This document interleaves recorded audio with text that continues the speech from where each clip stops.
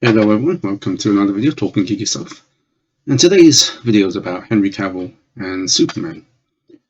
So waking up this morning, checking. I don't have any social media, so I was going to say check my social media, but I don't have any social media except for maybe a YouTube channel here and there. That's it really.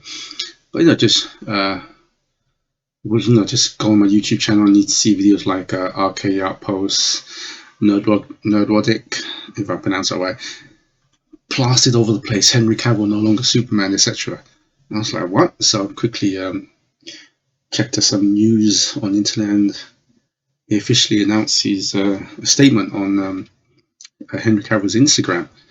So, oh man, that's a bit of a bad news waking up in the morning. And considering I've been signed off for a week from work because due to back injuries, man, December's not been good for me. You know, apart from coming back from Japan, November, December, I started off with tonsillitis, now a back injury, and now Henry Cavill no longer Superman. So what happened? What happened? In my opinion, Henry Cavill, I think, is probably neck and neck with Christopher Reeve's Superman. If I was being impartial, I'd probably say he's, in my opinion, probably the best. I would still put Christopher Reeves up there because of nostalgia. You know, I grew up with Christopher Reeves, and he kind of made Superman come alive. So you can't take that away from Christopher. But overall, I think Henry Cavill kind of embodies Superman a little bit more, in my opinion. I think, like I said, Henry and Christopher neck and neck. So I was delighted when all that back in October, when The Rock released statement, he fought Warner Brothers to get Henry Cavill to come back as Superman, and a little cameo at the end of Black Adam. I thought, wow, this is great. I did a review on Black Adam, so please check that as well, and you can hear my review and thoughts about that, which I thought was okay film, but I like the setup. I was hoping for a Black Adam versus Superman, and maybe introduce Shazam, like a three-way action film, the team up, fight a greater good or something, or greater evil. So that's what I was hoping, of course, but in today's Hollywood, hoping and getting is two different things. I don't know, is this the right decision? Or direction by James Gunn and Peter Safran, I think that's how I pronounce it, Safran. Is the right choice? I know that DC and Warner Bros. Are in a lot of trouble. I think they're like $50 billion in debt. And Warner Bros. I can't remember CEO's name. He cancelled a whole bunch of films like Catwoman and Supergirl and things like that got cancelled, which I actually agree with. They were a woke trash that it's gonna flop. It's gonna flop either way.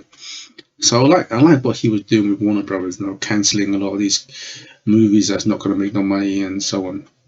And then brought in James Gunn and Peter to kind of oversee the DC universe. James Gunn's kind of be like the new Kevin Feige or something like that. And the fact that James Gunn has a lot of experience, I suppose, in Marvel, see how Marvel works. And I think James Gunn does have an advantage now because he was over there when Marvel was just printing money, right? They couldn't make a bad film, or I won't say a bad film, make an unsuccessful film. Hope that makes sense. And then not only that, he's also there for the downtimes that Marvel's having at the moment.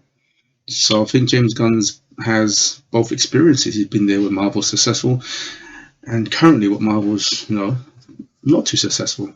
So he probably knows what to do and not to do. But at the same time, he's still going to be under pressure, and with all this planning to reboot, which I kind of agree, but at the same time I don't. But let's head away and go into this article I read, which just shows you the class act Henry Cavill is. So just reading this from Vanity and how James Gunn is thinking of a whole new direction and so on. But take your mind off this statement here. Then you can see that. Let me just zoom in. There you go.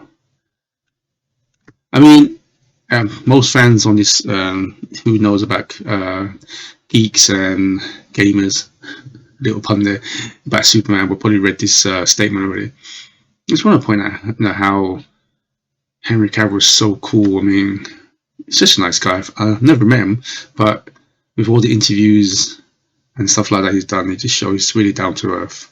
It's like for those who have been by my side through the years, we can mourn for a bit, but then we must remember Superman is still around. Everything he stands for still exists, and the examples he sets for us are still there. My turn to wear the cape has passed, but what Superman stands for never will. It's been a fun ride with you all. And that just sums up Henry Cavill as a class act. I mean, I just feel kind of sorry for him because he's got one more season left in The Witcher. He left that in a statement with grace as well.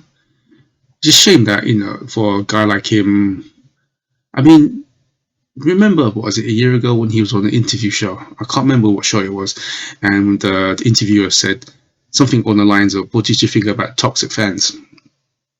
Where other actors will probably take this opportunity to really kind of put a foot in and really kind of have a go at the toxic fans. Henry Cavill didn't. The way he kind of skirted it, he said that, if I remember correctly, saying toxic fans are just passionate fans and they want what's best for the franchise because they've been there from day one. They spend the most money. Somewhere on the lines, I mean, other actors would have taken a shot at the fandom, but he didn't. He actually said, no, toxic fans are just fans who are enthusiastic, and I like that, and that's true.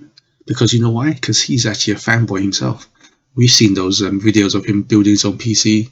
He's a big Warhammer fan. He talks about it with passion. He's not even scared to bring it up, where many people who love all that kind of stuff kind of keeps that quiet to themselves, especially an actor as well. And he's a gamer who's a big World of Warcraft fan. He mentioned many times when he got the call to play Superman, he was playing World of Warcraft, and that alone is so awesome. I mean, he's not even afraid to say that in interviews. I mean, most actors would have come up with some funny story or something like that. But he just kept it real. So I really feel bad for Henry Cavill. I just hope that there's other directors, producers out there will definitely hire him for other projects. I was hoping he would get the James Bond gig. I think he'd be a great James Bond. He has the look, he has the charm, he has the physique to do those dangerous stuff. So, who knows? He may be Bond in the next 10 years' time. I don't know, but I just really hope this is. I don't know if it's possible that James Gunn changed his mind about bringing Henry Cavill back as Superman. But in honesty, if I was Henry Cavill, if they asked me to come back, say 2 to 3 months down the line, I would probably say no, because being dicked around so many times, they had to fight for him to get him back. Warner Brothers told him to announce to the public in October he's back as Superman, and then only a month and a half later he got the boot, and then if another 2-3 months down the line he gets hired again. They just if I was Henry, I probably wouldn't come back. It's a shame though, but hey, anyway, let me just get back to my page. Let me know what you all think about this whole situation with Henry Cavill, and what do you think about Henry Cavill? Do you think he's one of the greatest Supermans out there? Yeah, sad news really for Superman fans out there. But hey, life goes on, as Henry says. But anyway, I'd like to thank everyone for sticking around, and please give this video a like if you like it, of course, and subscribe.